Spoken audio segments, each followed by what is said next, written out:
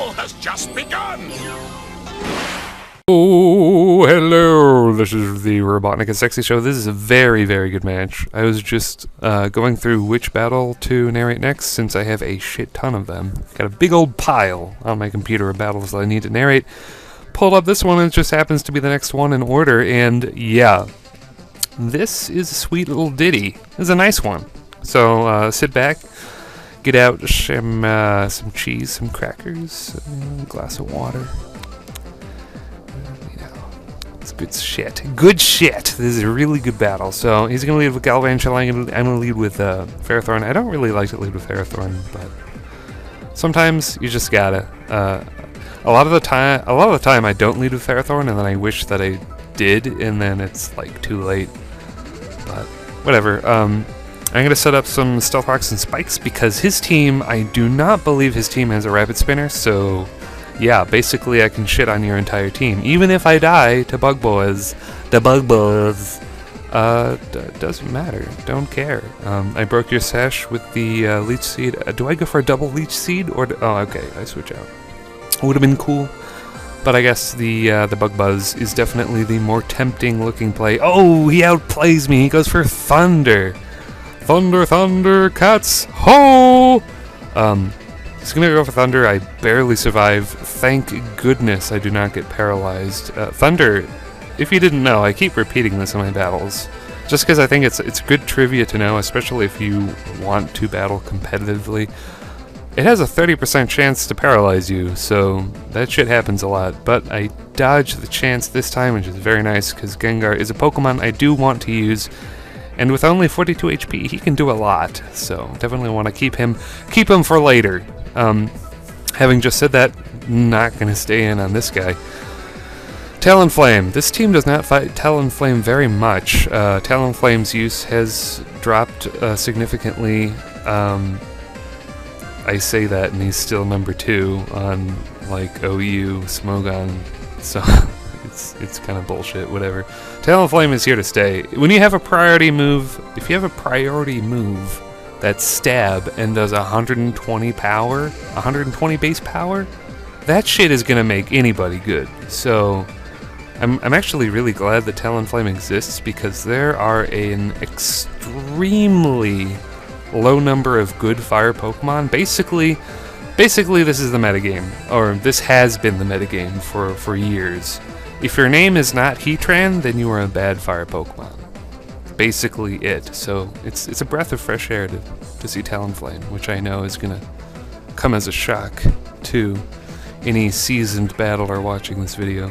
By the way, Ferrothorn don't fear no man. He's gonna go for Leech Seed. And just go for some spikes. Go for some spikes and shit. Who cares? Who cares? Talonflame? Who is Talonflame? No, I'm just gonna stay in. Kind of half is death fodder, half is just I just want to get up some more hazards and whatever. So his Talonflame is nicknamed Moltres. I actually don't fodder him because he is useful fodder for later. I do fodder Pocahontas. Yeah, I actually really like Xatu on this team because he is very useful fodder, and that sounds like an insult, but it's actually, Xatu is better than you can know because it's like, if they don't kill you and like damage themselves with recoil, then you get to get up like a reflector light screen, and that, like, I don't know, it's helpful. And it's just nice to have a Pokemon to fodder, and Xatu is exactly that. Xatu's Light Clay boosted Reflect and Light Screen has won me many matches in the past. Mega Blastoise benefits from it extremely well. So Moltres is in. I'm gonna go Mega and go for the Rapid Spin. I'm not even gonna take him out. I'm not even gonna take him out with the Water Pulse Dough. Oh my gosh, so beautiful. Oh my gosh, Gamera the Blastoise. It just has so much swag. Because it's like, oh my gosh, it's incredible. So I'm going to play extremely cocky, extremely well. I know he's not going to attack me, and he just doesn't, because he wants to roost up so he doesn't die to my own Stealth Rocks later, which is, you know, kinda why you want a Rapid Spinner. when you play with Talonflame. So I'm gonna get a critical hit confusion on a Rotom. Good job, Gamera. That is definitely well deserved. Blastoise. Oh my gosh, Mega Blastoise. It's just a man after my own heart. I love the guy. So he's gonna break. Rotom, unfortunately, is gonna break through the confusion and go for the Will-O-Wisp and land it, which kind of sucks. But whatever. Hawthorne, as I said earlier, is basically fodder. Does he hit himself in confusion ever? No, he doesn't. He gets to Volt Switch, but you know it's fine. I get to see what he's gonna switch into and then die from burn, so it's actually really great. It might have been even better than him hitting himself in confusion. So Togekiss is gonna come in. I'm gonna go for Power Up. That does nothing. Does nothing. I actually do want to die from burn here, so Power Up is the optimal play. Gonna go for that. Togekiss, as I said, 1 second ago, it does nothing, but it's okay. And I'm fucking on a loop right now, holy shit. So Gengar, thank the stars you did not get paralyzed by Thunder, because that means I can outspeed Togekiss even at that high amount of health with the Stealth Rock damage and the little small chip of the Power Whip damage. That's enough to take out Togekiss, and that's one of the reasons I really like using Gengar. If you guys don't know, this team is centered around Gengar, because way back when my Y version was like new, I got a 6 IV Ghastly from somebody, and I was like, well shit, I'm gonna base the team around Gengar because it's all I have. And how far I have gone. So I believe I switch into a Shadow Ball here with Bog Trotter. I outspeed you, Gengar, because I have Choice Scarf. Go for the Stone Edge, and then he goes for a Substitute. It's a funny little story, Gengar.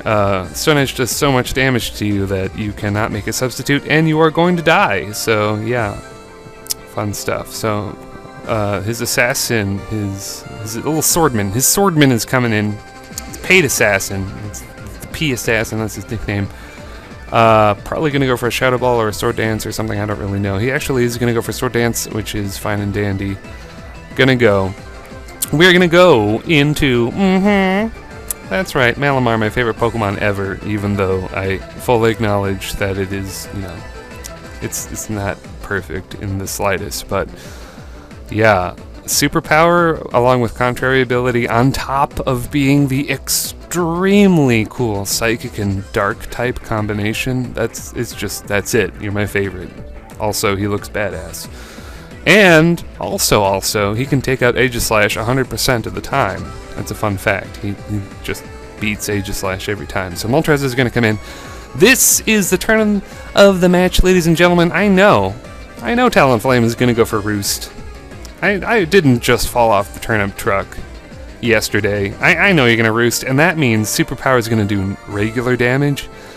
And, you know, bulky Talonflame, most Talonflames do have a reasonable amount of HP investment because they're actually pretty decently bulky. It's kind of weird. But yeah, so Superpower does that much damage because of leftovers. I'm going to survive this Brave Bird really well and then kill him with a second Superpower. Watch this. Live on 19 Despair Squid. Killing them Talonflames. Killing them Aegislashes, not giving a single shit. This is actually a pretty recent match too. I was just using Malamar on this team just because I wanted to. I did have the 5 IV Chimchar in the box, but I hadn't trained it yet. And I don't know, I just felt like using Malamar, and yeah, Malamar pulls it through.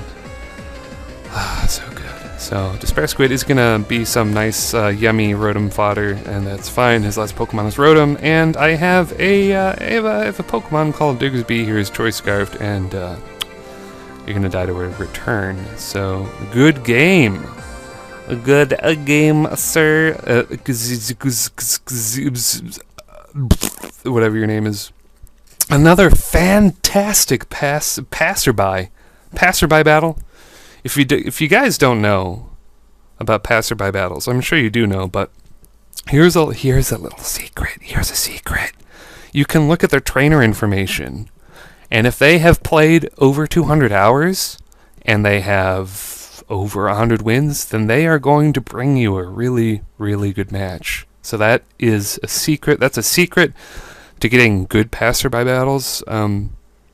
Yeah, I mean, if you couldn't look at the trainer information, it would kind of suck, because it would just be kind of a roulette of shitty or really good people, and you just wouldn't know. But because you can snoop on the trainer information, that means you can hand pick opponents you see on the PSS and challenge them, and if they accept the challenge, then you can have really good passerby matches like I have. So that's all fine and dandy. Really enjoy that, and if you enjoyed this, please comment, like, and subscribe, and as always, I will see you later, YouTube.